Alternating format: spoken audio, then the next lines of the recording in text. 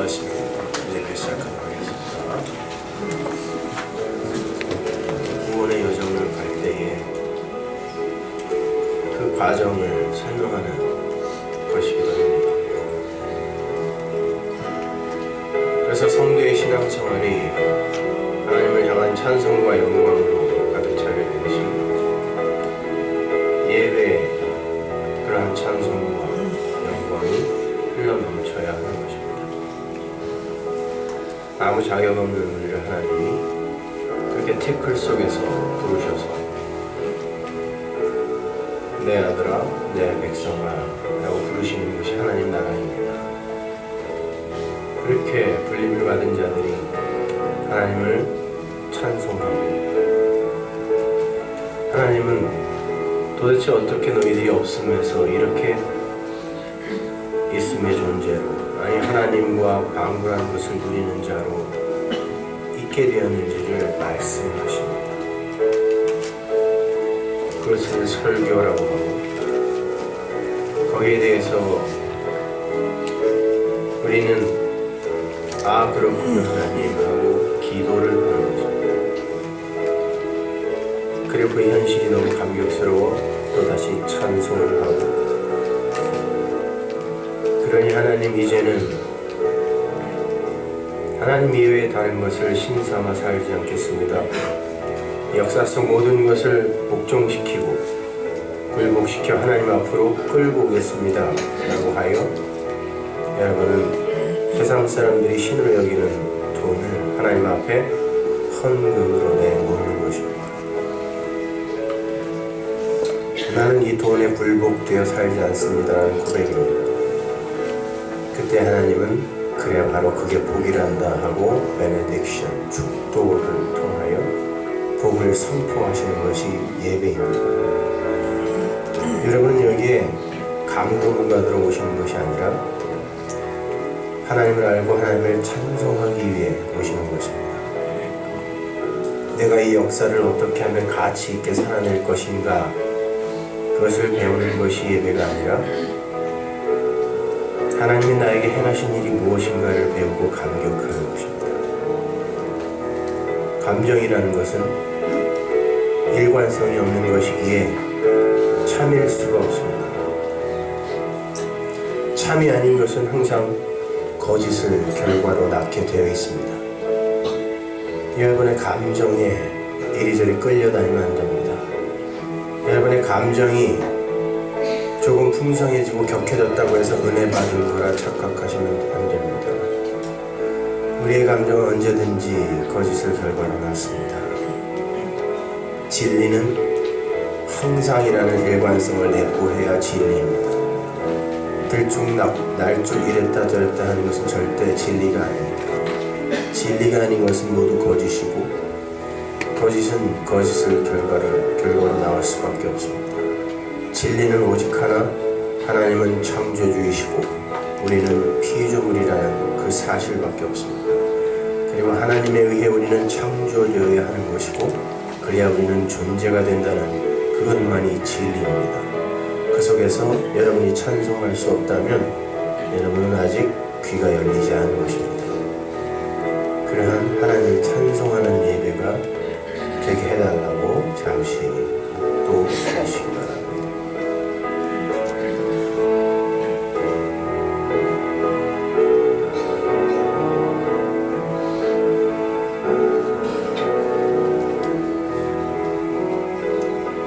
하나님은 영이시니 예배하는 자가 신령과 진리로 예배할지니라.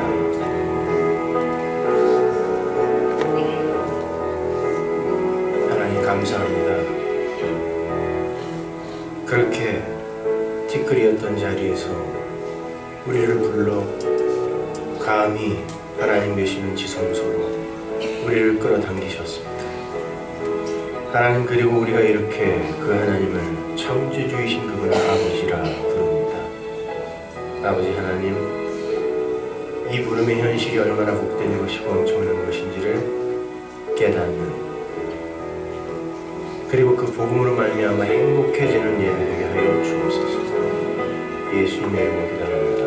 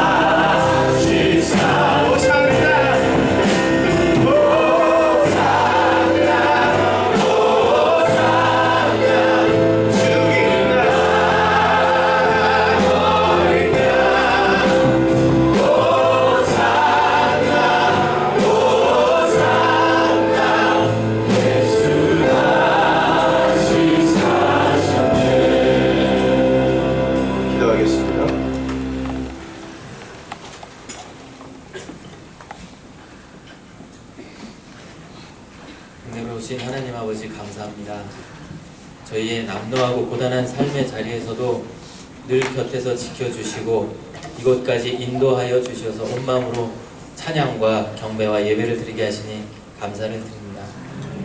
주의 천국 백성들과 참 복음 안에서 드리는 이 예배를 통하여 천국을 체험케 하옵시고 주님의 거룩한 고집으로 저희가 부정되는 없음의 자리로 이끌어 주시기를 원합니다.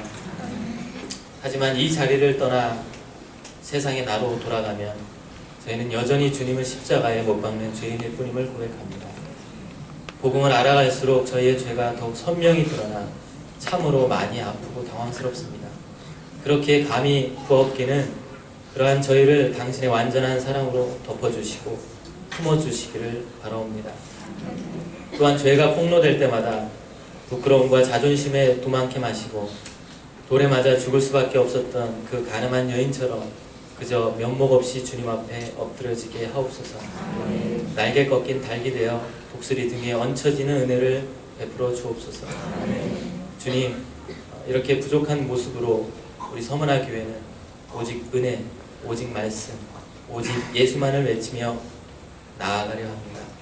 저희가 선포하며 나아갈 때 조금이나마 이 메마른 땅에 진정한 부흥이 일어나게 하시고 지상교회 사명을 묵묵히 순종하며 감당해 나갈 수 있는 믿음의 동지들을 허락해 주옵소서. 이제 목사님이 전하시는 말씀을 통하여 저희의 자아와 육이 쪼개지게 하사 오직 주님만이 영광 받으시는 이 시간 되게 하여 주시옵소서. 이 모든 말씀 예수 그리스도의 이름으로 간절히 기도드립니다.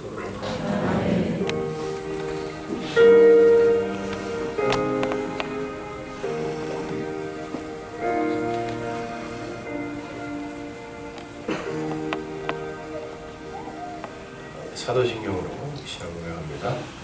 전능하사 주님을 위시는 하나님 아버지를 믿사오며 그의 아들 우리 예수 그리스도를 받았으니 이는 성령을 따라사 동정하게 하시고 우리로 나에게 은혜를 받사 십자가에 못 주시고 장사의 사람의 죽으라 가운데서 다시 살리시고 하늘로서 전능하신 하나님을 하시다가 여기서 산도와 죽은 자를 심판하러 오시라. 성령을 믿사오며 거룩한 공예와 성도와 주를 경하는 것과 죄를 사하여 주시는 것과 공의하시는 것과 영원한 것을 사하나이다. 아멘. 지금 뒤에 저기 서 계신 분들이 많아서 우리 청바지 입고 좀 이렇게 바닥에 앉아도 괜찮은 옷차림이 있는 청년들, 남자들 앞으로 좀 나와서 앉아주시고 뒤에 서 계신 이 임산부와 노약자들 자리에 좀 앉아주시기 바랍니다. 우리 윤태웅이도 앞으로 나오고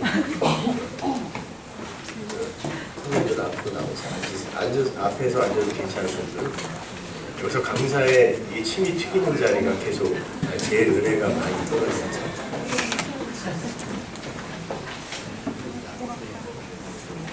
그리고 뒤에 계신 분들은 빈자리에 와서 앉으시면 되겠습니다.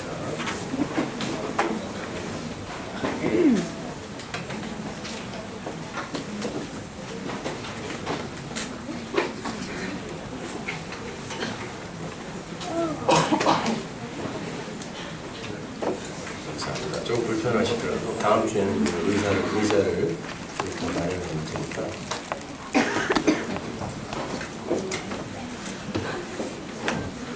빈자리는 이제 뒤에서 채우세요. 네.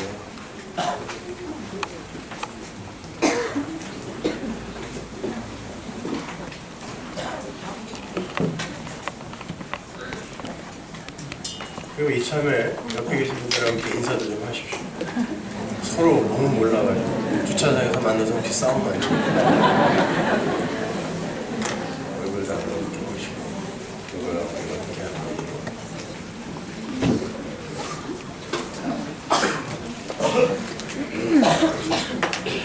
교회 소셜리즘이요. 우리 그 유년부하고 우리 초등학교 유치부 유년부 아이들은 혹시 엄마 아빠를 떨어질 수 있는 아이들 좀 밖에서 우리 정말 우리 교인들 중에 아주 탁월한 교사들이 계셔서 이제 유치부 운영을 하고 있으니까요. 너희들이 사실 방이 없잖아요. 그래서 조악하게나마 이렇게 하고 있으니까 아이들은 그 밖에다 맡기시면 됩니다. 앞으로 주일학교는 저희들이 한번 잘 연구를 해서 여러분들에게 좋은 그 결과를 보고하도록 하겠습니다. 찬양단에서 계속 지금 베이스, 건반 공사 작동하고 있고요. 그리고 그 수요일날 산상순 계속 강의가 되고 있는데 여러분들 수요일날도 특별한 약속이 없으시면은 다른 데 가지 마시고 오셔서 같이 공부하시기 바랍니다. 그리고 자꾸 이제 새벽기도 이렇게 문의하시는 분들이 많은데 새벽기도 장소가 구해지면 어떻게 시작해 보겠지만, 그리고 저희 그 서문화교회 특성상 굉장히 여러 곳에서 오시기 때문에 한 곳에서 하면 또 다른 곳 사람들 삐지고 그럴까 조심스러워. 저는 뭐 새벽기도 하나하나 저는 늘 새벽에 가서 공부하고 버릇이 되어 있어서 저는 괜찮아요. 그렇지만 이제 장소나 여러 가지 여건상 못하고 있는 것 뿐이니까, 저희가 아주 그냥 전세를 내서 쓸 수 있는 뭐 공간이 있다면 뭐 뭘 못하겠어요. 근데 지금은 이제 사정이 그러니까 조금 참아주시고요. 꼭 그런 분들이 새벽기도 한 번도 안 나옵니다.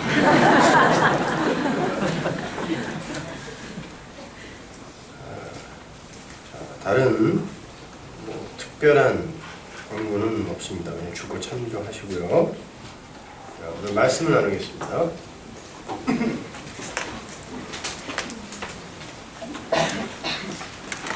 로마서 61번째 시간입니다. 은혜를 더하게 하려고 죄에 거해도 되냐고 묻는 자들에게, 제가 하는 게 아니라 사도 바울이 6장 1절부터 그런 얘기를 하고 있거든요. 자, 로마서 6장 1절부터 11절까지 말씀을 함께 봉독합니다. 그런즉 우리가 무슨 말 하리요? 은혜를 더하게 하려고 죄에 거하겠느냐? 그럴 수 없느니라. 죄에 대하여 죽은 우리가 어찌 그 가운데 더 살리요? 무릇 그리스도 예수와 합하여 세례를 받은 우리는 그의 죽으심과 합하여 세례받은 줄을 알지 못하느뇨? 그러므로 우리가 그의 죽으심과 합하여 세례를 받음으로 그와 함께 장사되었나니 이는 아버지의 영광으로 말미암아 그리스도를 죽은 자 가운데서 살리심과 같이 우리로 또한 새 생명 가운데서 행하게 하려 함이니라. 만일 우리가 그의 죽으심을 본받아 연합한 자가 되었으면 또한 그의 부활을 본받아 연합한 자가 되리라. 우리가 알거니와 우리 옛사람이 예수와 함께 십자가에 못 박힌 것은 죄의 몸이 멸하여 다시는 우리가 죄에게 종노릇하지 아니하려 함이니 이는 죽은 자가 죄에서 벗어나 의롭다 하심을 얻었음이니라. 만일 우리가 그리스도와 함께 죽었으면 또한 그와 함께 살 줄을 믿노니 이는 그리스도께서 죽은 자 가운데서 사셨음에 다시 죽지 아니하시고 사망이 다시 그를 주장하지 못할 줄을 알미로라. 그의 죽으심은 죄에 대하여 단번에 죽으심이요 그의 살으심은 하나님께 대하여 살으심이니 이와 같이 너희도 너희 자신을 죄에 대하여는 죽은 자요 그리스도 예수 안에서 하나님을 대하여는 산 자로 여길지어다. 아멘. 예수 그리스도의 십자가와 은혜에 관한 설교를 오래 계속 하다 보면 가장 많이 받게 되는 질문이 바로 오늘 본문 중에 나오는 죄가 더한 곳에 은혜가 더욱 넘친다니 그러면 이제 막 살아도 되겠네요 라는 바로 이런 무식한 질문입니다. 사도 바울이 뭐라 그래요? 그럴 수 없느니라 그러죠. 그럴 수 없느니라. 바울은 헬라어 메라는 불변사를 사용해서 강하게 부정하고 있어요. 5장에서 한 사람의 행함과 한 사람의 순종함과 은혜의 왕노릇이라는 전적인 하나님 측에서의 구원 성취의 그 메커니즘을 설명한 사도 바울이 갑자기 왜 그런 은혜에 거하기 위해 죄를 더 많이 지어도 되겠네 라는 질문을 끌어다 쓰고 있는가 하면, 복음을 전하는 선생이 복음을 올바로 전하고 난 뒤에는 반드시 그 질문이 튀어나오게 되어 있다는 것을 보여주는 거예요. 그래서 로이드 존스 목사님도 전도자가, 설교자가 올바로 설교를 하면, 복음을 전하면 반드시 나와야 하는 질문이, 그럼 이제 아무것도 안 해도 되겠네? 막 살아도 된단 말인가? 라는 반응이 나와야 된다라는 그런 말씀을 하셨어요.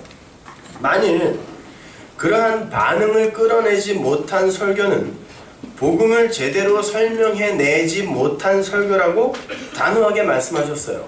그러나 그러한 반응이 나와야 한다라는 말이 그렇게 살아도 된다는 말은 아니라는 것을 여러분 명심하셔야 됩니다. 거기가 끝일 수 없다라는 거예요. 그건 과정이란 말이에요. 그럴 수 없느니라. 그렇다면 이제부터 사도 바울이 그럴 수 없느니라로 시작해서 6장과 7장 전반에 걸쳐 강조하는 성도의 행함의 문제에 대해서 구체적으로 공부를 해보도록 하겠습니다. 정말 이 로마서 6장과 7장이 혹자들이 이야기하는 것처럼 성도의 성화에 관한 장인지 한번 잘 들어보세요.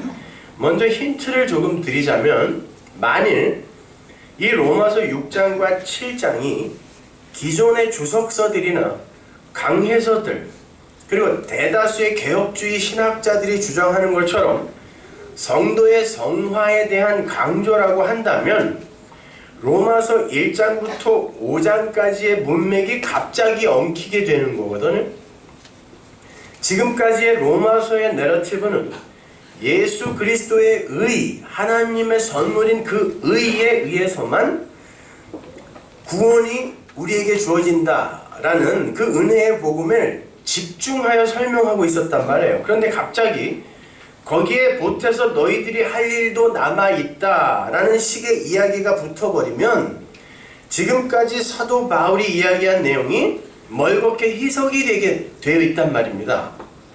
그리고 만일 사도 바울이 지금 성도가 해내야 할 죄와의 투쟁과 승리애로의 그 동료에 초점을 맞추고 있는 거라면 이 6장의 내용이 7장에서 갑자기 이렇게 바뀌면 안 돼요. 7장 한번 가볼게요. 15절. 나의 행하는 것을 내가 알지 못하노니 곧 원하는 이것은 행하지 아니하고 도리어 미워하는 그것을 함이라. 만일 내가 원치 아니하는 그것을 하면 내가 이로 율법에 선한 것을 시인하노니 이제는 이것을 행하는 자가 내가 아니오 내 속에 거하는 죄니라. 내 속 곧 내 육신에 선한 것이 거하지 아니하는 줄을 아노니 원함은 내게 있으나 선을 행하는 것은 없노라. 내가 원하는 바 선은 하지 아니하고 도리어 원치 아니하는 바 악은 행하는도다. 만일 내가 원치 아니하는 그것을 하면 이를 행하는 자가 내가 아니요 내 속에 거하는 죄니라. 그러므로 내가 한 법을 깨달았노니 곧 선을 행하기 원하는 나에게 악이 함께 있는 것이로다. 내 속사람으로는 하나님의 법을 즐거워하되 내 지체 속에서 한 다른 법이 내 마음의 법과 싸워 내 지체 속에 있는 죄의 법 아래로 나를 수시로 사로잡아온 것을 보는도다. 오라 나는 곤고한 사람이로다. 이 사망의 몸에서 누가 나를 건져내랴. 보세요.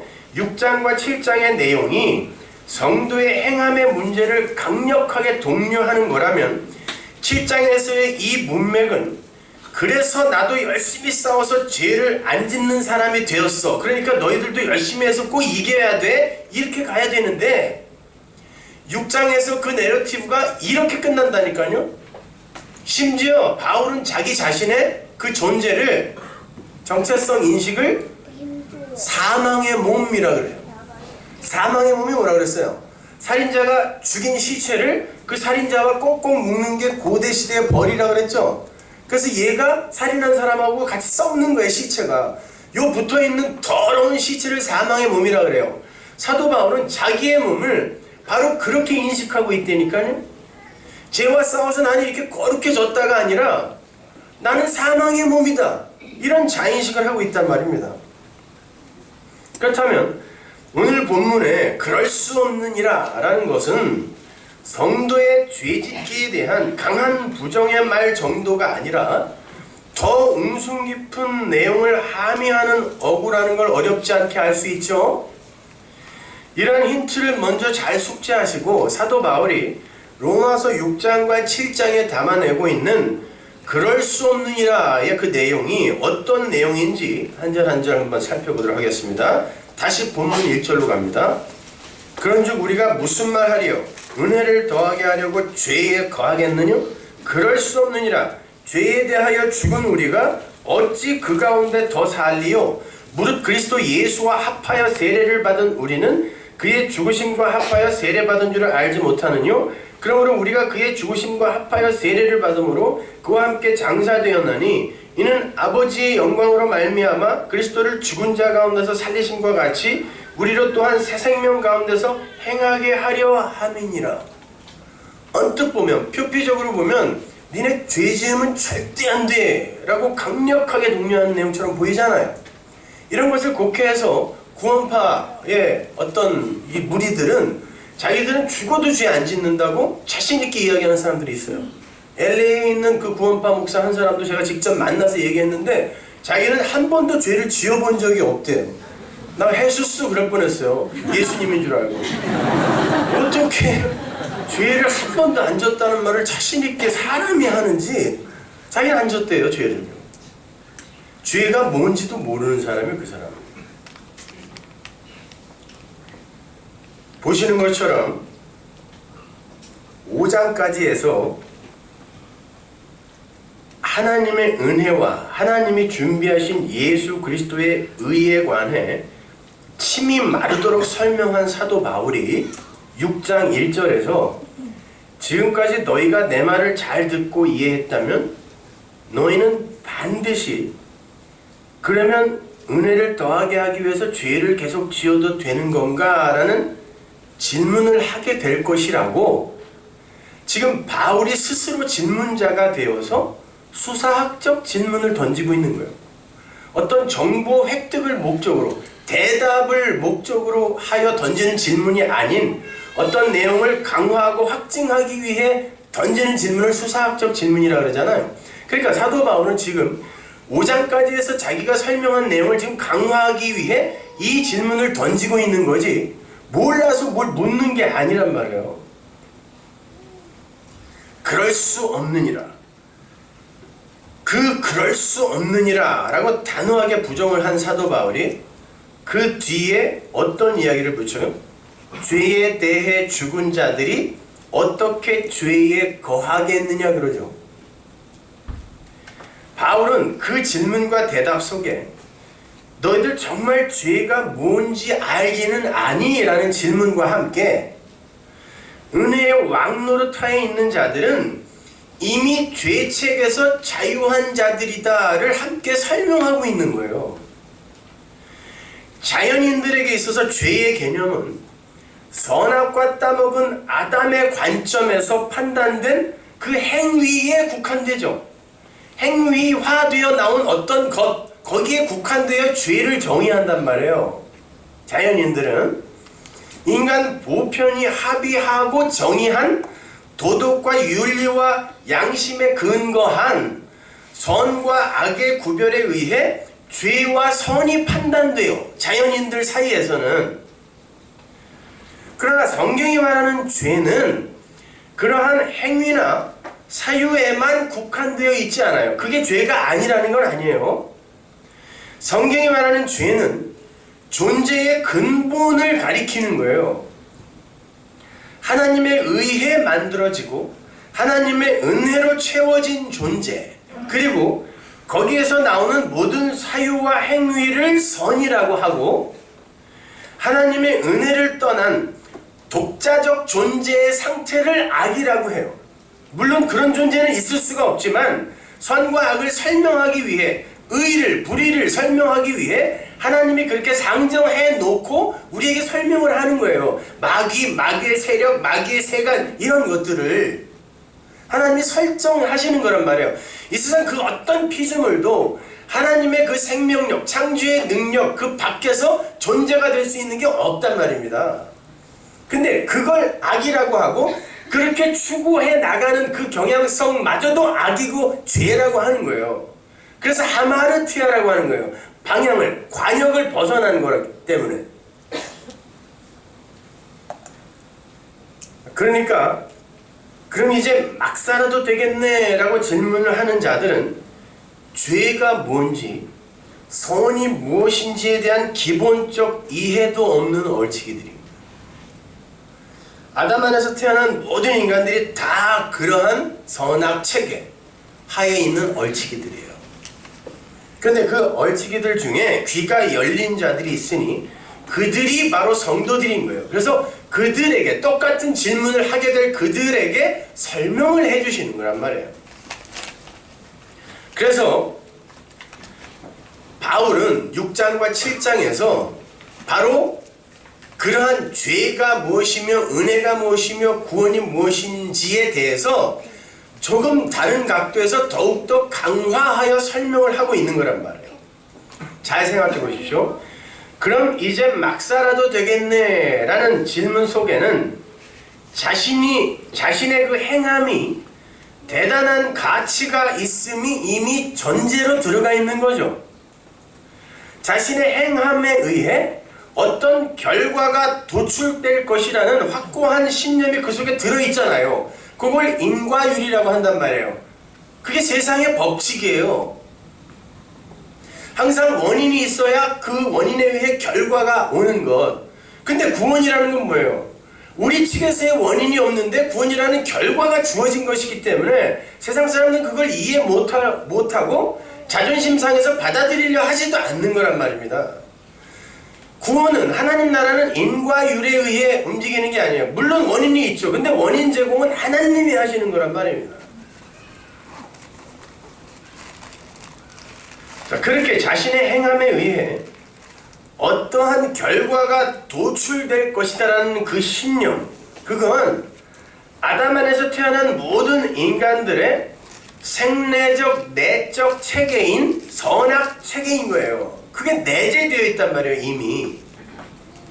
그 선악 체계 속에서는 반드시 원인에 상응하는 결과가 나타나야 하고 권선과 징악이 진리예요. 그래서 기도한 만큼 못 받고 금식한 날만큼 못 받는 거예요. 그 사람들의 사고 체계 속에서는. 그 선악 체계 속에서는 은혜가 이해가 되어지지 않아요. 거기에서는 권선과 징악이 진리예요. 그리고 내가 한 만큼 결과가 주어진다가 진리란 말입니다. 물론 인간의 선악 체계가 구분해 놓은 선과 악에 대한 권명과 징계를 이야기하는 거예요. 그들의 진리는 그 구분에 의한 선에 대한 권면과 악에 대한 경고와 그 징계를 하는 것 자체, 선악 구분에, 선악 판단의 주체가 되어 사는 그 모든 행위를 하나님이 뭐라 그랬어요? 저주해버렸으니까 죄라고 한단 말이에요. 그걸요.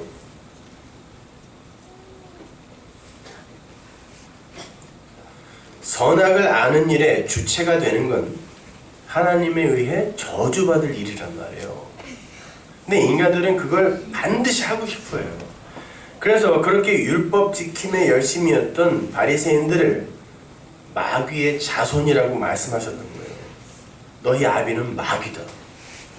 여러분, 도덕과 윤리는 항상 상대성을 갖고 있는 거 아세요? 수시로 변합니다, 여러분.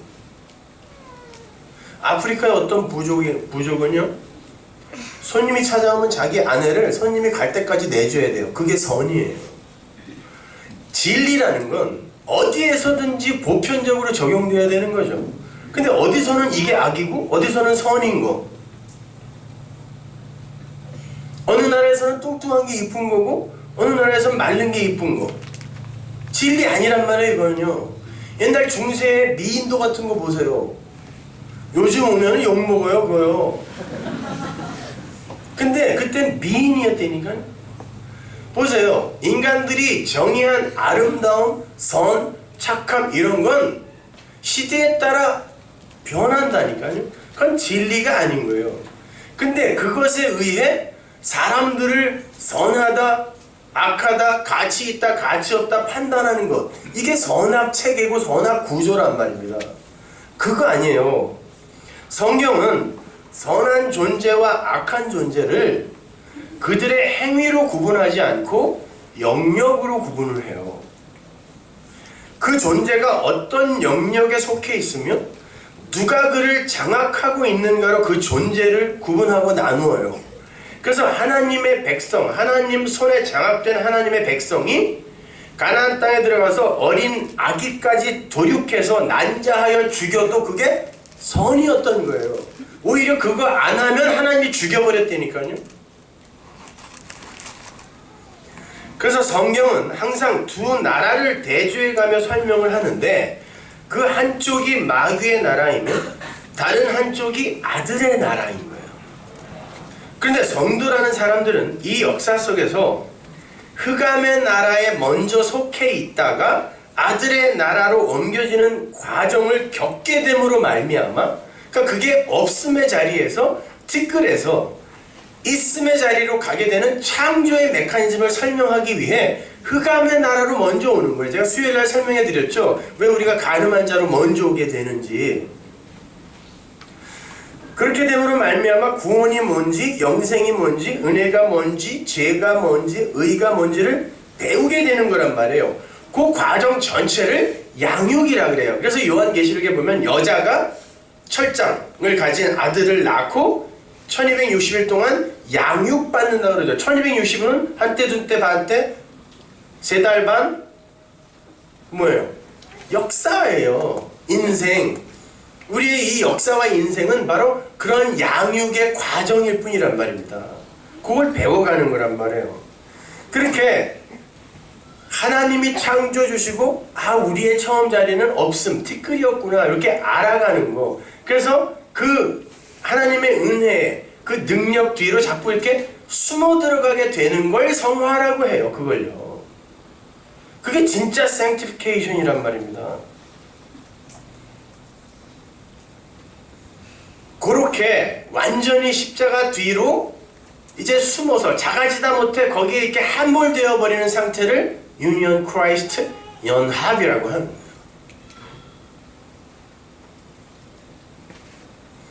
골로새서 1장 13절 보십시오. 그가 우리를 흑암의 권세에서 건져내서 그의 사랑의 아들의 나라로 옮기셨으니.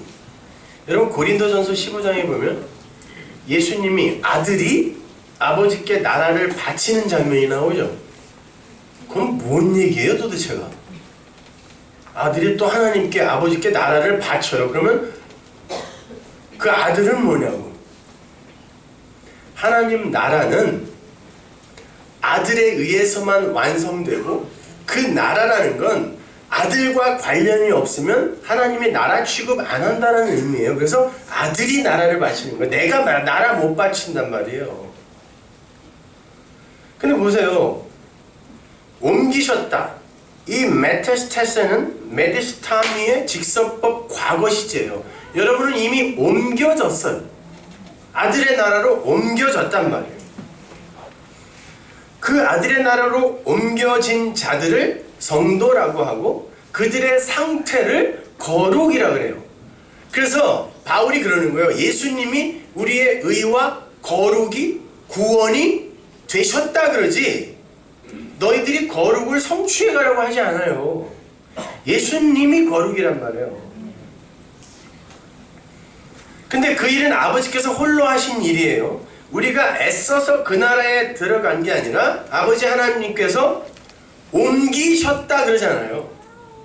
우리가 옮겨간 거 아니란 말이에요. 옮기셨다 그래요. 그런데 광야는 우리 발로 걸어가야 돼요.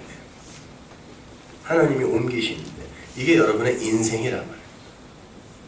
근데 애굽은 내가 먹고 싶은 거 다 먹고, 부추, 파, 마늘 이런 거, 정력제, 고기 이런 거 먹고 싶은 거 다 먹고, 그 왕에게 순종만 하면 내가 하고 싶은 거 다 할 수 있는 나라인데, 가나안은 내가 먹고 싶은 걸 주는 데가 아니라 하나님이 주는 것만 먹는 곳이란 말이에요. 그러니 이게 역사 속에서 우리에게 감지가 될 때 쉽겠냐고요. 이게. 어려워요. 고난이란 말이에요. 그게 고통이란 말입니다. 그래서 신앙생활을 힘들다고 하는 거예요, 여러분. 사도 바울이 로마서 5장까지 설명한 게 바로 그 내용이었잖아요. 우리는 하나님이 준비하신 예수 그리스도의 의를 힘입어서 아들의 나라로 이미 옮겨졌다. 이게 5장까지의 내용이잖아요. 예수님의 의, 하나님의 의, 계속 그 이야기 했잖아요. 우리가 에스겔서나 요한계시록 등에서 확인한 것처럼 아들의 나라는 아들에게서 나오는 생명수에 의해 12가지 실과 12이라는 것은 항상 하나님의 백성의 숫자라 그랬습니다. 아들의 숫자예요.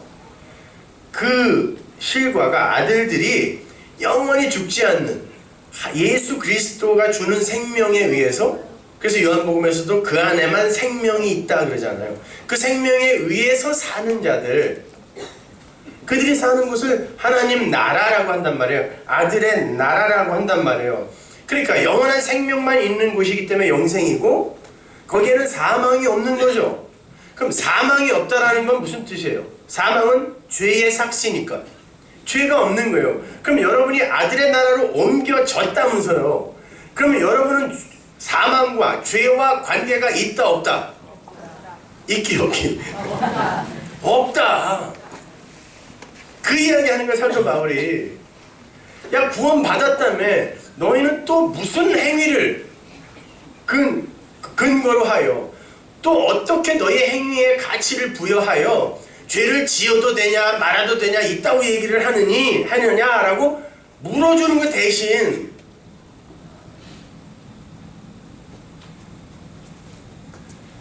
잘 새겨 들으세요. 그들이 이 역사 속에서 죄를 안 짓는다는 말이 아니에요.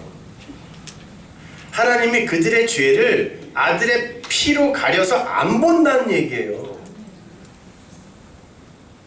근데 이게 진짜 감사한 사람이, 그럼 이제 만대로 죄 지어야지 이렇게 나오겠냐는 거예요. 진짜 아는 사람이면. 여태까지 하기 싫은 거 억지로 하고 있고, 정말 하고 싶은 거 허벅지 찔러가며 참고 있었다는 거죠. 그거 감사해서 한 게 아니라. 그건 아니라는 거예요. 성경이 지금. 진짜 니네 복음에 의해 그 일하고 있는 거야를 계속 묻고 있는 거예요. 사도 바울도 자기를 향해서 죄인 중에 괴수라고 그랬는데 우리가 어떻게 죄를 안 짓습니까? 우리도 죄 짓는단 말이에요. 나를 사랑하는 게 죄예요. 하나님보다 나를 더 사랑하는 거. 근데 보이지도 않는 하나님을 어떻게 우리가 나보다도 더 사랑합니까? 거짓말들 하지 마세요. 우리는 나만 사랑해요. 내 자식 그것도 나예요. 내 부모 그것도 나라니까요. 내 존재의 확장. 나만 사랑하는 거예요. 우리는요. 그래서 아들의 나라로 옮겨진 자가 역사 속에서 사망을 통과하는 거예요. 여기서 여러분이 죄를 안 짓는다면, LA에 있는 그 목사님처럼 죄 안 짓잖아요. 지금부터. 그럼 안 죽어야 돼요. 사망은 죄의 삭시거든요. 다 죽는단 말이에요. 그건 인간이 죽는 날까지 죄만 짓다 간다는 뜻이거든요. 그러나 그 안에 예수가 살아있는 자, 그들만 하나님에게 살아나는 거예요. 예수로, 예수의 지체로.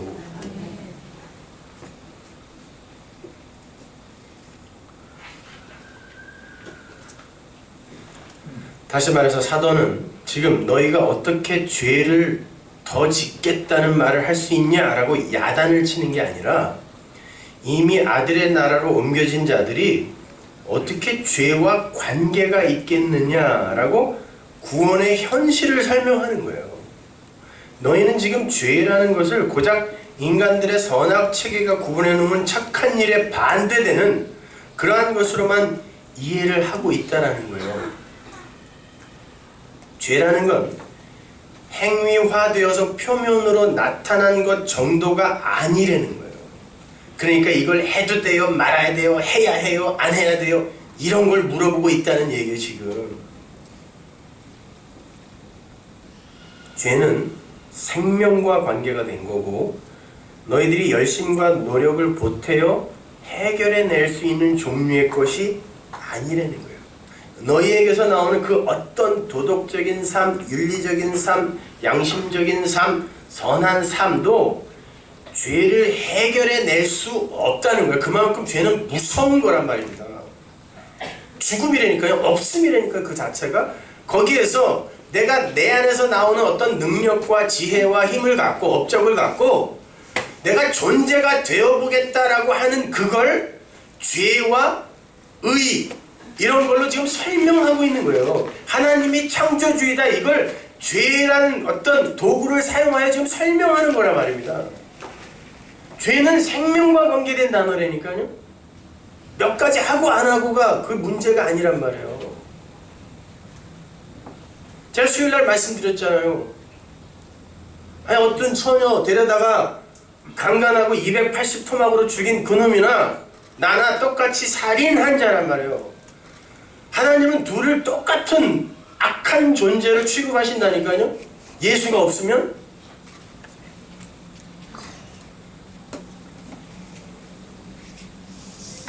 그래서 하나님의 아들이 홀로 그 죄의 문제를 해결하셔야 되는 거예요. 없음에게서 나오는 그 어떤 것도 죄를 해결할 수 있는 능력이 안 되기 때문에. 그런데 그러한 자들이 또 죄에 운운하는 건 그 죄라는 것에 대한 이해가 아주 잘못된 것이 아니냐라는 그런 지적인 거예요.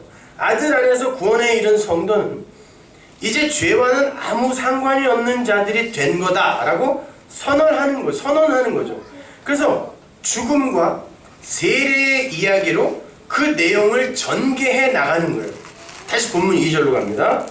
그럴 수 없느니라 죄에 대하여 죽은 우리가 어찌 그 가운데 더 살리요. 무릇 그리스도 예수와 합하여 세례를 받은 우리는 그의 죽으심과 합하여 세례받은 줄을 알지 못하느뇨. 그러므로 우리가 그의 죽으심과 합하여 세례를 받음으로 그와 함께 장사되었나니. 합하여 계속 나오죠. 연합이에요. 이게요. 연합. 우리는 우리의 죄가 되셔서 죽으신 예수 안에서 이미 죽은 자들이라는 거예요. 우리는 죄가 왕노릇하여 사망으로 끌고 가는 그 흑암의 나라와는 아무 상관이 없는 자들이 된 거예요. 죄라는 왕이 마음대로 부리던 종이 있었어요. 죄가 마귀가 권세 잡은 곳이 어디예요? 여기에요. 여기 이 세상. 거기서 마귀가 맘대로 부리던 마귀의 세간들이 종들이 있었어요. 근데 그 종이 죽었네. 마귀가 어떻게 해요? 갖다 버려야 돼요. 그건요. 그래서 여러분을 세상에서 죽이는 거예요. 왜? 하나님의 나라에서 살리려고. 죄는 그렇게 난 살았다 라고 펄펄 뛰면서 기고만장한 자들만을 자기의 세간으로 활용한단 말이에요. 야, 인간이 왜 죽어? 왜 인간이 없으면 우리도 능력 있어. 할 수 있다니까. 이게 사는 거잖아요. 죄가 걔는 쓸 수 있다니까요. 살았기 때문에.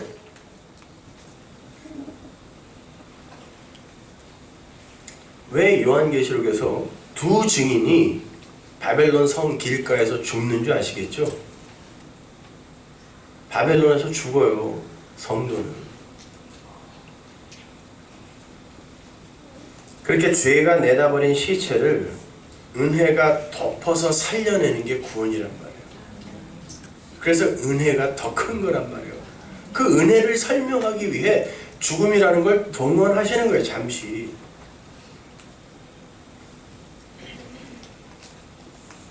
사도는 그걸 세례라고 하고 그 세례의 개념을 합하여, 즉 연합으로 풀고 있는 거예요. 5절에 보면 연합하여라는 말도 두 번이나 나와요. 같은 말이에요. 연합이에요. 연합. 그리스도와의 연합. 그리스도와의 연합으로 죽고 산다면 우리는 우리 마음대로 죽지도 못해요. 그리고 살아날 수도 없어요. 존재를 몰수당하는 거라니까요. 성도는요.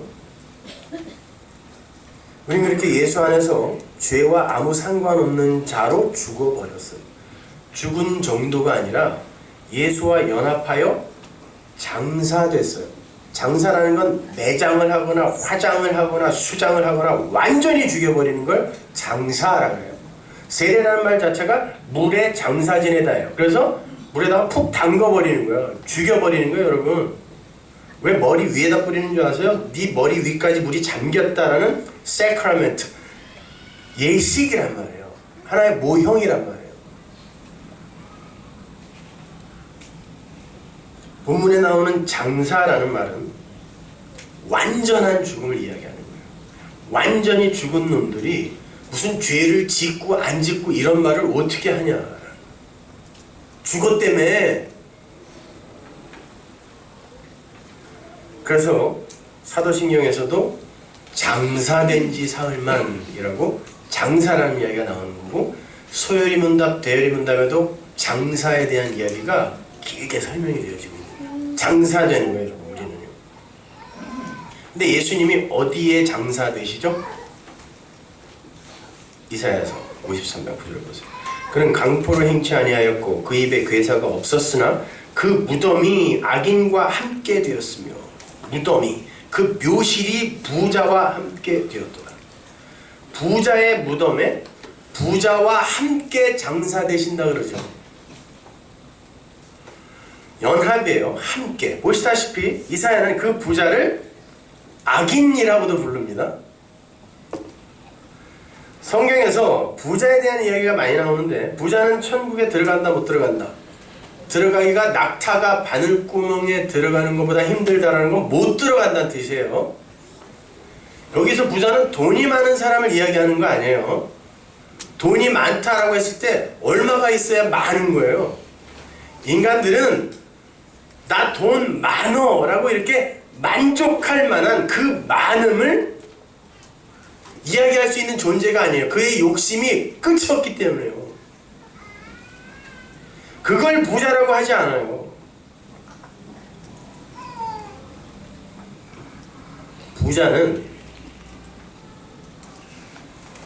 나 있음, 나는 존재, 하나님 나라에서 하나님의 백성들, 하늘나라의 이 존재들은 하나님이 채우지 않으면 없음이잖아요. 근데 왜 내가 없는 거야? 나도 선악과 먹고 하나님처럼 됐는데 나도 능력 있고 지혜 있고 할 수 있어 라는 요 사람들, 요걸 부자라 그래요. 나는 가진 게 있다니까 요걸 부자라고 해요. 나도 율법 지켜서 착하게 살아서 그 구원에 이르는데 일조할 수 있다니까 이걸 부자라 그래요. 그걸 악인이라고 한단 말이에요. 그게 여러분과 저래니까요.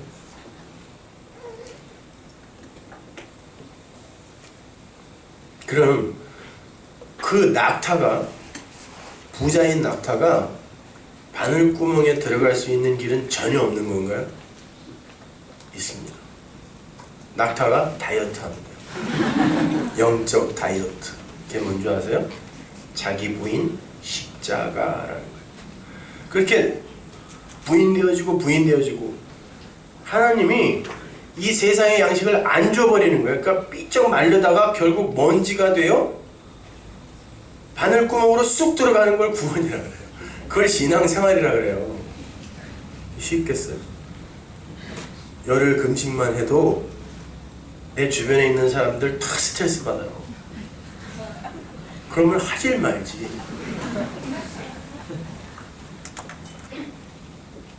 하나님은 우리를 이렇게 부정시켜 가세요. 부인시켜 가세요. 너 아니라니까 이렇게.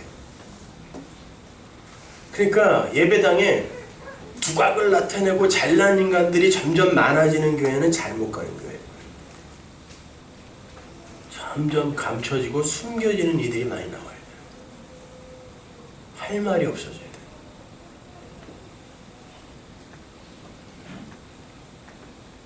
그런데요, 여러분 한번 보십시오. 실제로 예수님은 아리마대 사람 요셉의 무덤으로 들어갑니다. 그 아리마대 사람 요셉은 산헤드린 공회원이죠. 부자예요. 권세가 있는 사람. 산헤드린 공회는 옛 성전 안에 있습니다. 옛 성전, 못된 그 옛 성전을 대표하는 게 바리새인 중에 바리새인들인 산헤드린 공회예요. 그 안에 속해 있는 자가 아리마대 사람 요셉이었어요. 근데 그의 무덤으로 예수님이 들어갔어요. 근데 이사야서와 연결시키면 아리마대 사람 요셉과 예수님이 함께 들어가는 거죠. 마가복음 15장 43절 보십시오. 아리마대 사람 요셉이 와서 당돌이 빌라도에게 들어가 예수의 시체를 달라 하니 이 사람은 존귀한 공회원이요 하나님의 나라를 기다리는 자. 이런 빌라도가 예수님 죽였습니다. 근데 거기 와서 그거 달라고 그러면 이 사람은 어떻게 되는 거예요? 이 사람도 빌라도의 적이 되는 거예요. 근데 다 숨어버렸어요. 제자들까지. 근데 이 사람이 거길 간다니까요. 이 부자가.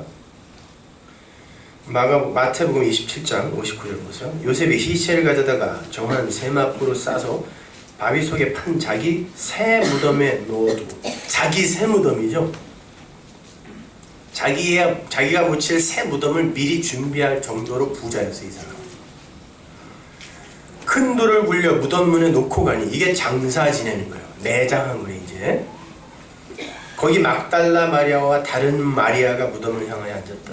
왜 예수님의 십자가 무덤 주변에 항상 마리아라는 이름만 나오는지 제가 설명해 드렸죠. 마리아는 마라, 쓴물에서 나온 단어예요. 이게 나옴이 진짜 기쁨, 단물이 되는 거.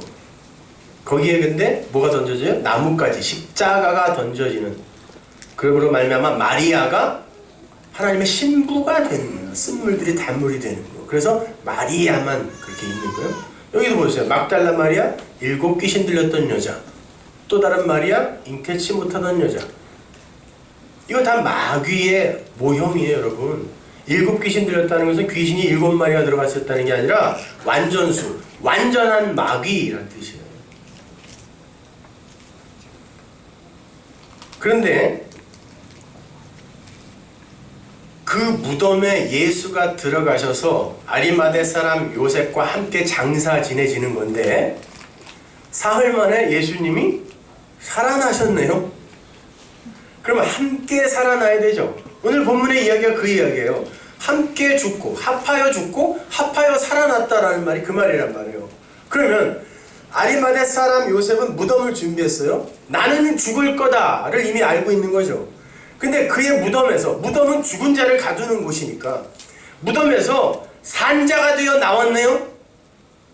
예수님의 부활에 합하여. 그럼 그 무덤은 파기되는 거예요. 그래서 여러분의 무덤은 없어진 거예요. 어디서? 예수 안에서. 그게 장사 지낸 거예요. 완전히 죽어야 돼. 대신에.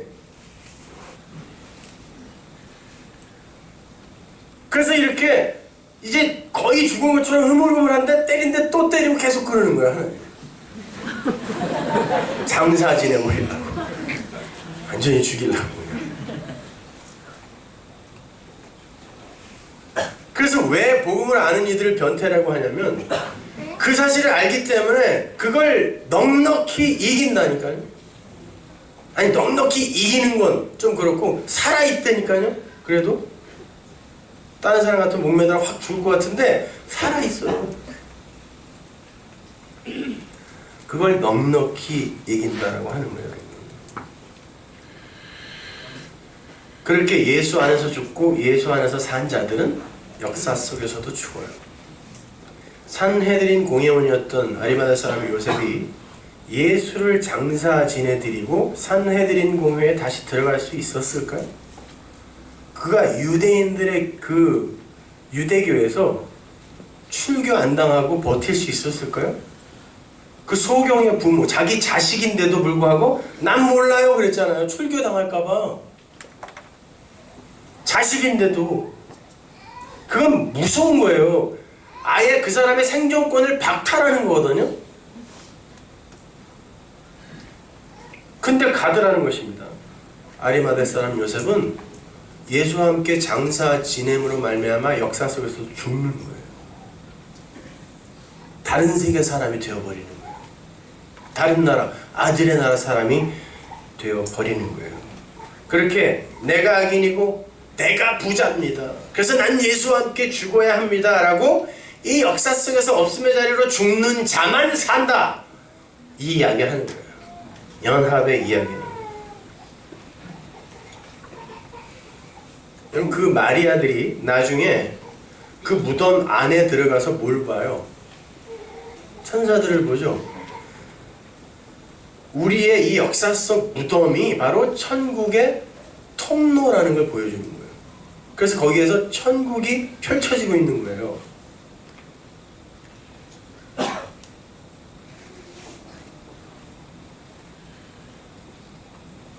그러니까 예수님께서도 내가 문이다 라고 이야기하시는 거예요. 내가 하늘로 가는 문이다. 근데 양의 문이에요. 양의 문은 성전에 제물들이, 양들이 총총총총 걸어 들어가던 문이었어요. 죽으러 들어가는 거거든요. 예수라는 문을 통과하여 하나님 나라로 가기 위해서는 여러분이 그 양의 문을 통과해야 돼요. 그건 죽음이란 뜻이에요.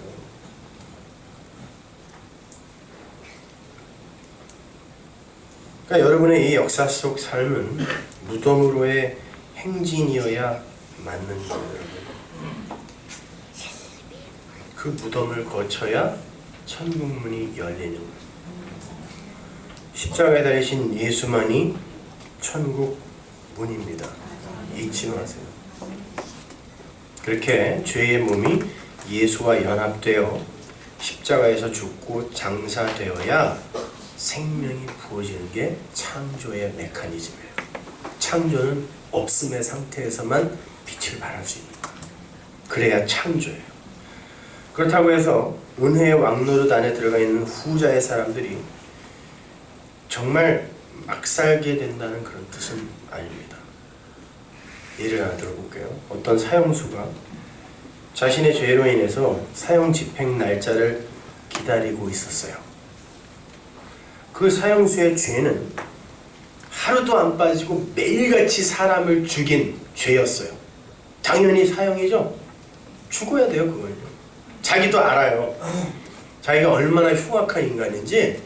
그래서 그냥 수긍하고 인정하고 사형 날짜를, 집행 날짜를 기다리고 있었어요. 왜? 살인을 저지른 자는 죽어야 한다는 법 아래에 있기 때문에 그는 죽어야 돼요. 법 아래에 있는 자.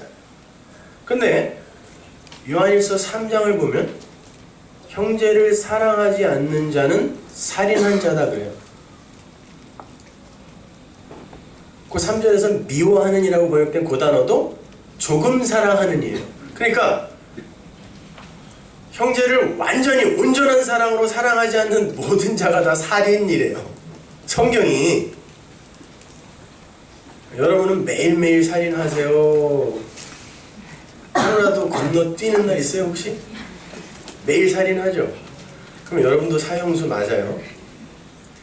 그 자각이 그 감옥에서 진짜 사형을 기다리는 사람보다 좀 흐릴 뿐이지 우리는 똑같은 인간들이란 말이에요. 성경이 판단하는 그 죄의 관점에서 보면요. 그죠? 우리도 사형수란 말이에요. 그래서 예수님께서 마귀를 가리켜서 처음부터 살인한 자라고 하는 거예요. 근데 살인한 자는 다 돌로 쳐서 죽여야 되는 게 율법이거든요. 법 아래에 있는 거예요. 그래서 모든 인간 다 죽어야 돼요. 다 죽어야 돼요. 그 사형수가 그래도 혹시나 해서 감옥 안에서 열심히 성실하게 봉사도 하고 사고도 안 치고 착하게 살았어요. 자격증도 막 20개씩 따고. 그래도 그가 법 아래에 있으면 그는 죽어야 돼요. 아무리 착하게 살아도. 근데 어느 날 대통령이 법 집행의 최고 권위자예요. 대통령이, 부통령도 아니고 대통령이 쟤는 살려줘라 그랬어요. 대통령이 걔가 감옥에서 뭘 했는지를 어떻게 알아요? 하여튼 살려줘라 그랬어요. 이제 그는 법 아래에 있는 게 아니라 그 법 위에 그 법 집행을 자기 마음대로 할 수 있는 그 높은 권위자가 은혜로 덮어버린 거예요. 그래서 그를 묶고 있던 포승을 그가 풀 때도 아무도 말리면 안 돼, 이제는요. 그리고 그가 자기를 가두던 감옥에서 걸어 나올 때 누구도 그걸 막을 수 없어요. 법이 이제 못 막아요. 사면 됐거든요. 요걸 은혜라 그래요. 근데 여러분, 사형수들이요, 사형 집행 날짜가 가까이 올수록 어떤 꿈을 꾸는 줄 아세요? 어떤 꿈을 제일 많이 꾸는 줄 아세요?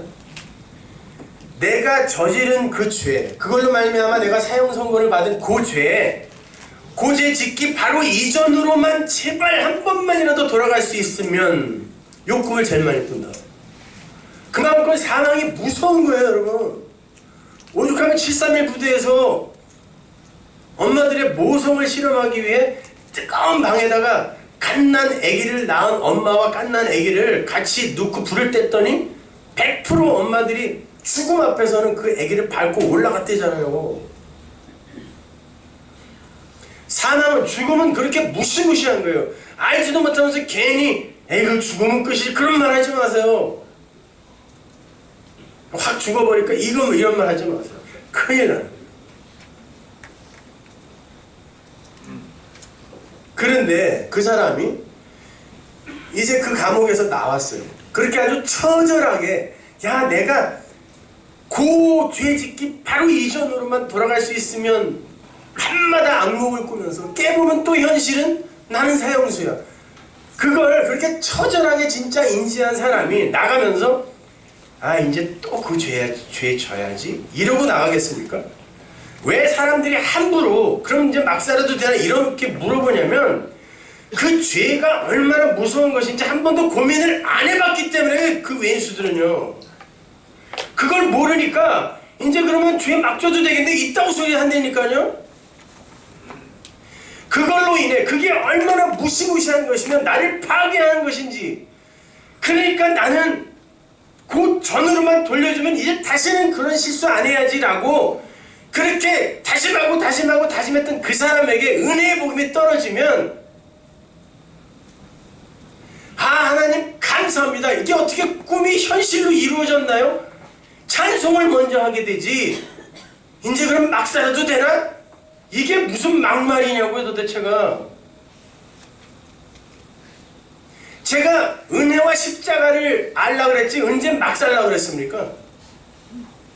왜 인터넷에다가 이렇게 도배들을 해놓는 거예요 도대체가? 김성수 목사가 막 살라 그랬더니. 아니 이해도 못하는 놈들이 꼭 그냥 설교 중간에 한 토막 정도 띄어다가 어디서 또 베꼈는지 그냥 탁 써놓고선 거기에 대해 구구절절히 아주 주석서를 써놓더구만요.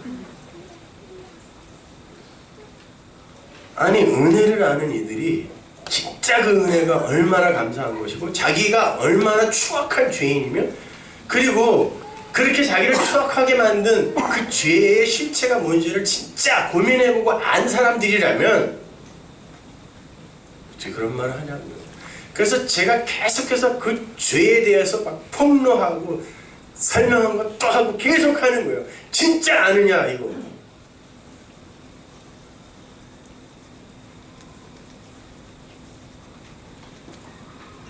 은혜의 왕노릇이라는 건 바로 그런 거예요.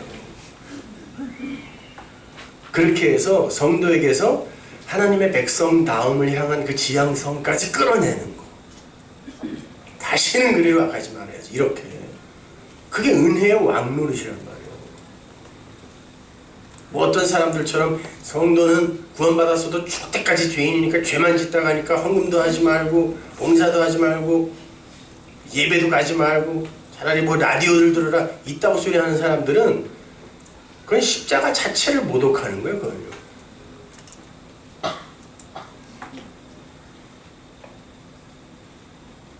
그건 십자가 복음 아닙니다, 여러분.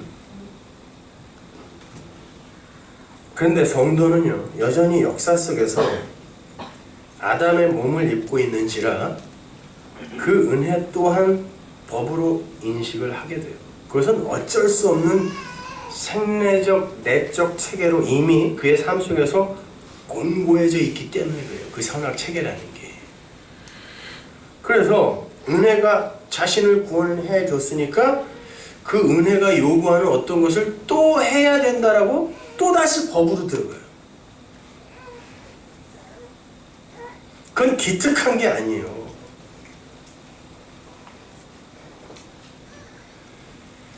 그 은혜를 또 다른 법으로 만들어 버리는 거예요. 예수님의 십자가를 그거는 모독하는 거예요. 그걸 율법주의라고 해요. 성도는 그 율법주의의 과정을 반드시 통과합니다.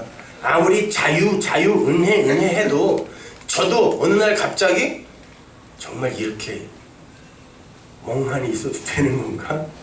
아니 멍하니 있은 적도 없어요. 근데도 뭔가 이렇게 해야 되는 거 아닌가? 이렇게 불안해갖고 말이죠. 그럴 때가 많아요. 맨날 이렇게 자유, 십자가, 은혜 이야기를 하는 저도. 그러니까 어쩔 수 없다니까 우리는.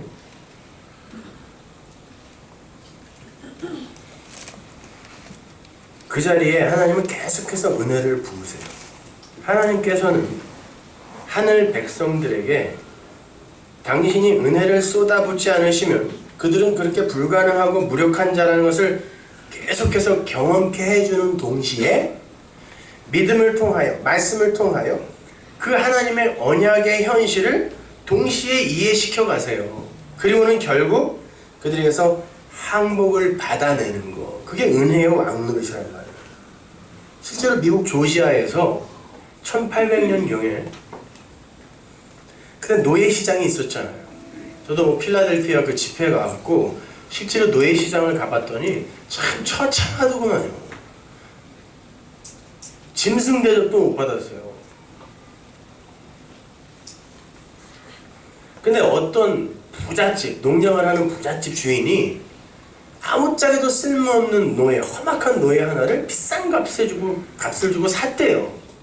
당시에는요, 노예가 시장에 나왔는데 이게 시간이 가도 팔리지 않고 쓸모없다라고 판단이 되면 바다에 빠뜨려서 죽였어요. 왜? 얘가 먹는 밥이 아까워서요. 그러니까 그 노예는 곧 죽을 노예였어요. 근데 어떤 사람이 오더니 아주 비싼 값에 자기를 사준 거예요. 그러니까 자기는 살아난 거 아니에요. 그 사람 때문에.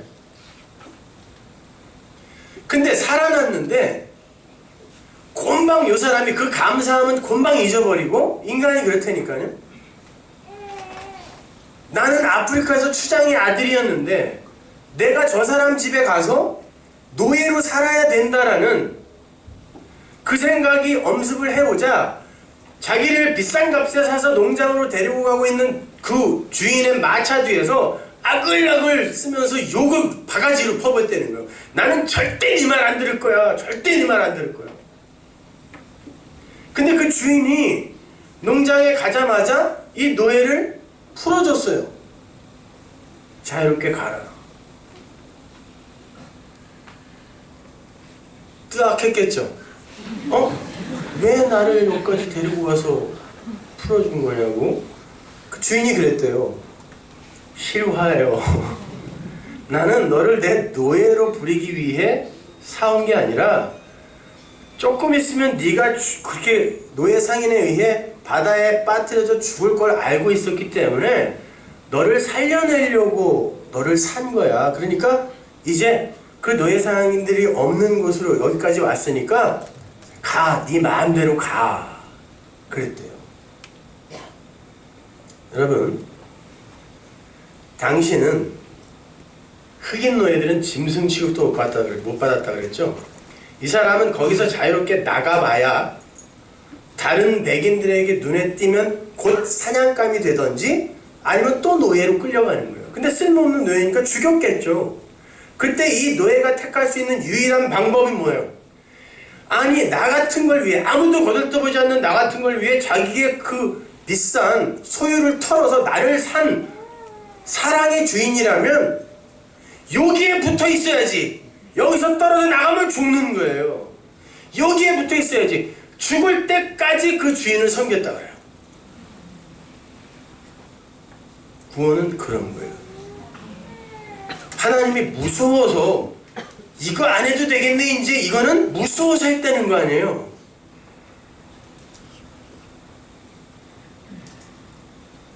무서워서 그분의 말을 듣는 게 아니라 도대체 이 쓸모없는 인간을 왜 이토록 사랑해 주시는가에 감격하여 기쁘게 순종하는 거예요.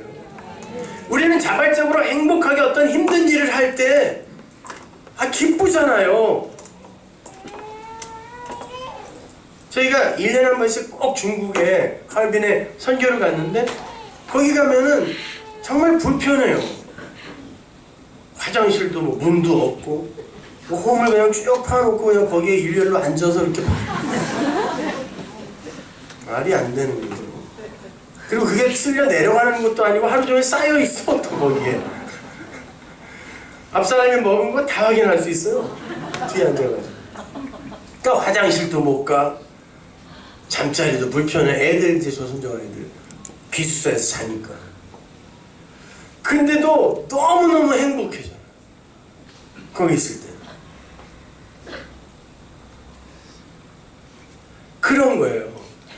우리가 정말 하나님을 사랑하게 되고 그분이 나에게 행하신 일을 알게 되면 뭐가 힘드냐고요? 섬기는 게 즐겁다니까요. 그래서 예수님도 그러잖아요. 비유에서 다스리는 자는 섬기는 자다. 그게 하늘의 다스림이에요. 그래서 하늘 왕이 섬겨주는 거예요. 우리를. 그걸 우리가 조금씩 배워가는 것입니다. 법 아래에서의 순종이 아니라 은혜 아래에서의 자발적 순종의 자리. 이걸 항복이라고 해요. 여기서 떨어져 나가면 큰일 나는 거구나. 이거. 성도에게서 서서히 격발되어 나오게 되는 것이 바로 이러한 종류의 변화인 거예요. 그러기 위해서는 먼저 은혜가 뭔지, 죄가 뭔지, 자신의 처음 자리가 어떠한 것인지를 명확하게 이해하고 인식하는 과정이 필요한 거예요. 그래서 하나님은 당신의 백성들이 죄를 짓는 걸 막지 않으시는 거예요. 놔두시는 거예요. 그러니까 제발 사람들 앞에서 쇼하지 마세요. 나는 죄 하나도 안 지어. 나는 너무 경건해. 나는 너무 홀리해. 너는 왜 그 모양이야? 이런 거 연극점 하지 마세요. 그러니까 다들 집에 돌아갈 때 그냥 우울해갖고 저 사람도 저렇게 잘 사는데 나는 왜 이렇게 지저분하게 사나. 집에 가면 다 똑같아요.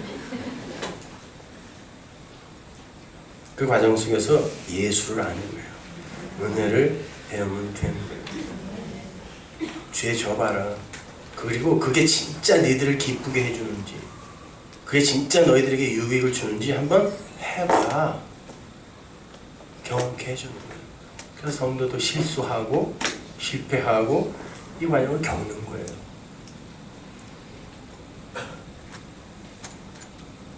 그리고 그 죄가 밀고 가는 사망의 자리가 얼마나 무서운 것인지를 똑똑히 경험하라는 거예요.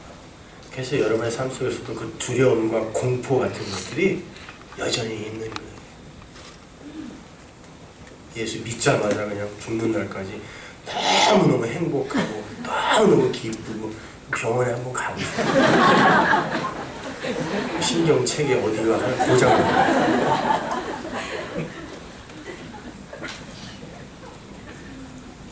그러한 와중에 믿음으로 말미암아 감지되는 그 언약, 이해되는 그 언약, 그럼에도 불구하고 하나님이 쏟아본 그 은혜, 이걸 우리가 열린 귀 열린 눈으로 듣다 보면 찬송을 안 할 수가 없게 되는 거, 이게 성도의 신앙 생활이란 말입니다. 그렇게 하나님의 은혜 아래에서 그 은혜와 사랑을 찬송하며 사는 것을 새 생명 가운데 행하는 것이라고 하는 거예요. 착하게 도덕과 윤리를 잘 지키며 사는 게 새 생명 안에서 행하는 것이 아니라 진짜 하나님이 선물해 주신 그 생명, 예수 안에서 사는 걸 새 생명 안에서 산다라고 하는 거예요. 보면 4절 보세요. 그러므로 우리가 그의 죽으심과 합하여 세례를 받음으로 그와 함께 장사되었나니 이는 아버지의 영광으로 말미암아 그리스도를 죽은 자 가운데서 살리심과 같이 우리로 또한 새 생명 가운데서 행하게 하려 함이니라. 우리는 예수님과 함께 십자가에서 죽었어요.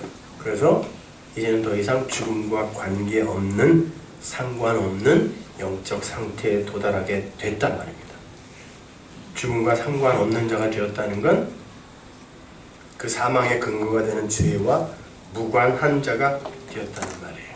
어떻게? 은혜로. 왜 그렇게 은혜로 살려내셔야 한다 그래요? 새 생명 가운데 행하게 하려고, 새 생명 가운데 행하는 게 뭔지를 사도 바울이 다른 곳에서 이렇게 설명합니다. 갈라디아서 2장 18절. 만일 내가 헐었던 것을 다시 세우면 내가 나를 범법한 자로 만드는 것이라. 율법으로 다시 돌아가면 니네는 그게 죄 짓는 거야 라고 이야기하는 거죠. 내가 율법으로 말미암아 율법을 향하여 죽었나니 이는 하나님을 향하여 살려 함이니라. 내가 그리스도와 함께 십자가에 못 박혔나니 그런즉 이제는 내가 산 것이 아니요 오직 내 안에 그리스도께서 사신 것이라. 이제 내가 육체 가운데 사는 것은 새 생명을 가진 자가 이제 육체 가운데 사는 건 나를 사랑하사 나를 위하여 자기 몸을 버리신 하나님의 아들을 믿는 믿음이다. 그걸 믿는 걸 새 생명 안에서 사는 것이라고 한단 말이에요. 어떤 행위를 내놓는 걸 이야기하는 게 아니라 그 믿으면 돼요. 그래서 그걸 믿는 걸 영생이라고도 하잖아요. 하나님이. 성도는 그렇게 예수가 하신 일을 믿음으로 받아들이는 자들이에요. 그게 새 생명 가운데 행하는 거예요. 더 이상 자기의 행위로 평가받는 이들이 아니란 말입니다. 근데 뭘 상을 받으려고 뭘 하겠다고, 그 자체가 아직 나는 상 받을 만한 가치가 있는 자입니다 라는 자리에서 못 내려온 거예요. 신자의 새 생명은 오르고 올라야 할 정복의 대상이 아니라 이미 주어져 있는 정상의 선물인 거예요. 성도는 이미 새 생명이라는 정상에 올라서 그 감격과 기쁨을 누리는 자들인 것이지, 어떻게 그 새 생명이라는 고지에 올라갈 수 있을까를 고민하는 이들이 아닌 거예요. 소위 본답 1번 질문 뭐죠? 인생의 목적, 답 뭐예요? 영원토록 하나님을 영화롭게 하고 그분을 즐기고 누리는 거예요. 하나님을. 그게 인생의 목적이라니까요. 그러니까 여러분이 정상에 올라가 있는 자로서 그걸 누리다 보면 그렇게 세상 사람들, 율법주의적 관점에서 열심히 부리는 사람보다 더 수월하고 행복하고 기쁘게 그들보다 더 낫게 살 수 있단 말이에요. 근데 성경을 자꾸 법으로 보니까 신앙생활을 하면서도 불쾌하고 불안하고 공포스럽고 그런 거란 말입니다. 여러분. 이미 산 정상에 올라있는 분들은 그 산 정상에서의 모습은 각기 다를 수 있어요. 어떤 분들은 기뻐 뛰면서 야 저기 좀 봐, 저 경치 좀 봐, 이 바람 좀 봐 이러고 있는 사람도 있을 수 있고, 어떤 분들은 아 이제 다 왔구나 힘들다 하고 누워서 낮잠 잠깐 자는 분들이 있고, 어떤 분들은 야 이제 올라왔으니까 막걸리 한 잔 먹고 또 내려가야지 그리고 막걸리 한 잔 먹는 분도 있고, 정상에서 다 이렇게 각기 다른 모습이지만 그들은 정상을 누리는 거란 말이에요. 그런데 그들이 내가 어떻게 여기에 올라와 있는지를 하나님의 성령에 의해 조금씩 알게 됨으로 말미암아, 아 나는 내 힘으로 여기 올라온 게 아니라 나를 여기에 올려준 그분께 감사하고 찬송해야 하는 자구나, 이런 행위로 이렇게 수렴이 되어져 가는 거지. 여러분이 이미 정상에 올라와 있다고 해서 여기서 전부 예수처럼 성자처럼 그렇게 동일한 모습으로 살게 된다는 뜻이 아니라니까요. 나는 이미 예수 안에서 이 정상에 올라와 있기에 그게 너무 감격스럽고 감사하여 그 감격스러운 삶을 사는 거예요. 그렇게 지향되어져 가는 거예요. 그리고 그게 얼마나 기쁜 삶인지 경험하고, 야 하나님 나라에서는 영원히 이렇게 살게 된단 말이야, 소망을 갖게 되고 그러는 거란 말이야. 뭐 대단한 거 없단 말이에요.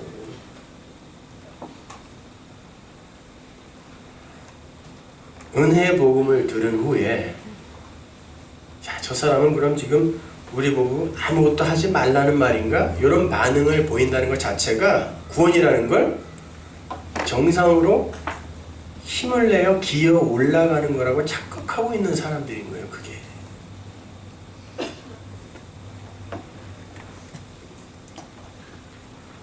해도 되고 안 해도 돼요. 그러나 하면 행복해지니까 그렇게 살라는 거예요. 그리고 그렇게 사는 게 하나님 나라의 백성들의 존재 양식이니까 이제 앞으로 너희들은 그렇게 살게 될 거야. 그래서 성경에 그 많은 하라 하지 말라의 명령들이 나오는 거지. 그걸로 차곡차곡 계산해서 얘는 개털모자, 얘는 은면류관, 얘는 금면류관, 이거 아니란 말이야. 어디서 그 무식한 소리가 있어요.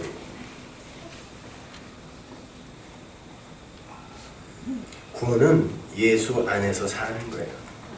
믿음 안에서 사는 거예요. 거기서 반드시 찬송이 격발되어 있는 거란 말입니다. 그러니까 그 구원의 현실에 대해서 알면 알수록 어때요? 그 구원을 홀로 완성하신 하나님의 능력 앞에서 경외감이 들죠?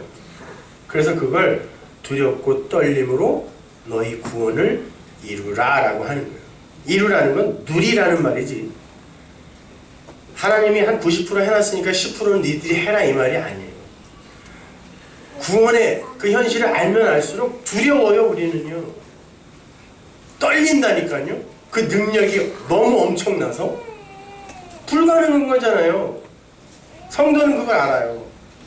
내가 구원받아 하나님 나라의 백성이 되고 하나님과 방불한 자로 살게 된다는 건 불가능하다는 걸 성도는 알아요. 왜? 죄에 대해 의에 대해 심판에 대해 성령이 가르쳐주기 때문에. 근데 언약은 이루어졌다니까 야 두렵고 떨린다. 근데 하나님이 완성하실 땐다 언약에서. 그러니까 그러한 깨달음과 이해가 두렵고 떨림으로 내게 먼저 주어진 완성되어 주어진 구원을 좀 더 풍성하게 누리는 거니까 구원을 이룬다라고 이야기하는 거지 이루어 가라는 게 아니란 말이에요. 빌립보서 2장 12절을 보세요. 그러므로 나의 사랑하는 자들아 너희가 나 있을 때뿐 아니라 더욱 지금 나 없을 때에도 항상 복종하여 두렵고 떨림으로 너희 구원을 이루라. 너희 안에서 행하시는 이는 누구? 하나님. 하나님이 행하신다면 뭘 이루래요? 자기의 기쁘신 뜻을 위하여 너희로 소원을 두고 행하게 하시나니 하나님이 이미 행하셨고 우리를 끌고 함께 멍에를 지고 히브리 사람들의 멍에는 항상 두 마리가 같이 지는 거라 그랬죠. 예수와 함께 십자가라는 멍에를 지고 광야를 같이 걸어가는 거예요. 근데 이분은 절대 날 놓지 않기 때문에 절대 나와 이혼하지 않겠다고 했기 때문에 안전하게 가는 거 신앙생활이에요. 거기서 나오는 진짜 찬송, 진짜 예배, 진짜 헌금, 진짜 봉사, 진짜 섬김 이런 거 하자는 말이에요. 기도하겠습니다.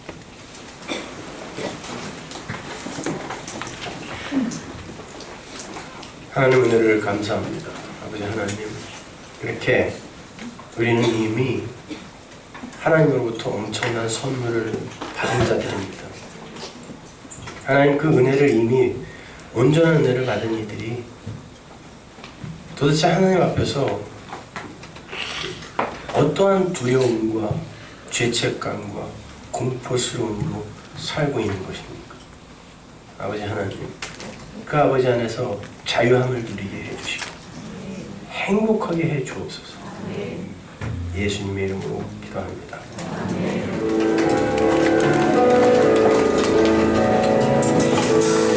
내 마음에 주를 향한 사랑이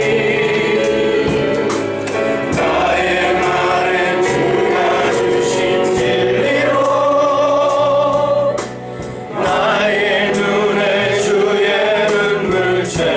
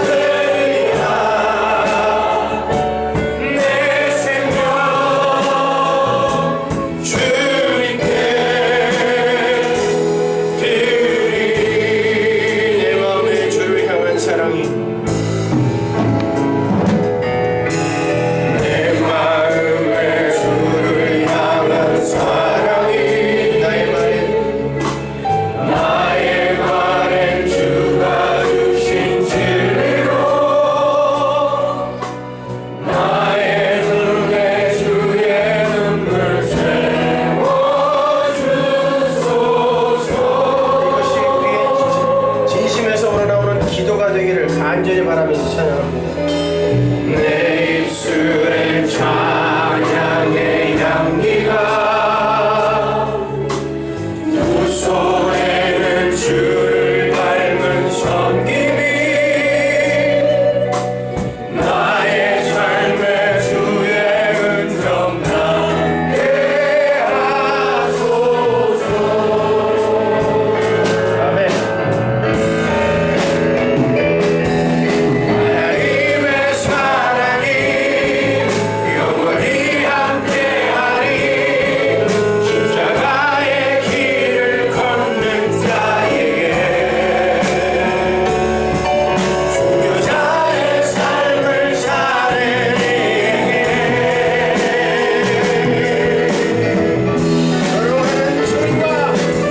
조롱하는 소리와 세상 유혹 속에도 주의 순결한 친구가 되리라. 내 생명 주님께 주 하나님의 사랑이 영원히 함께하리. 하나님의 사랑이 영원히 함께하리. 아멘. 십자가의 길을 걷는 자에게 순교자의 삶을 사는 자에게 순교자의 삶을 사는 이에게 세상의 조롱과 조롱하는 소리와 세상 유혹 속에도 주의 순결한 신부가 되리라. 내 생명 주님께 드리리.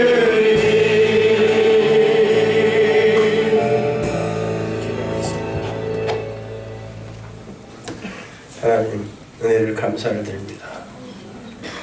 그렇게 하나님 날 위해 먼저 당신의 목숨 주셨기에 이 목숨 정말 아까운 것 없이 하나님께 바칠 수 있는 그런 완전한 자기 부인의 자리, 그리로 지향되어져 내려가는 우리의 삶 다 되게 하여 주시옵소서. 세상 사람들은 순교가 예수 십자가 뒤로 숨어 죽는 것이 불성실한 것이고 어리석은 것이라 욕할지도 모르지만 그것이 바로 성경이 말하는 진짜 순교요, 진짜 신앙의 기름을 잊지 말게 하여 주옵소서. 그러한 이들이 세상에 나가 세상을 정복하고 이렇게 하나님 앞에 예물로 그 세상을 드립니다. 하늘의 풍성함으로 그들을 채우소서. 이제는 우리 주 예수 그리스도의 은혜와 하나님의 사랑과 성령 하나님의 교통케 하심, 이미 구원의 하나님 나라의 정상에 올라 하나님을 기뻐하고 누리며 찬송하며 그분께 영광이 되는 하나님의 모든 백성들의 머리 위에 이제부터 영원히 함께 있을지어다. 아멘.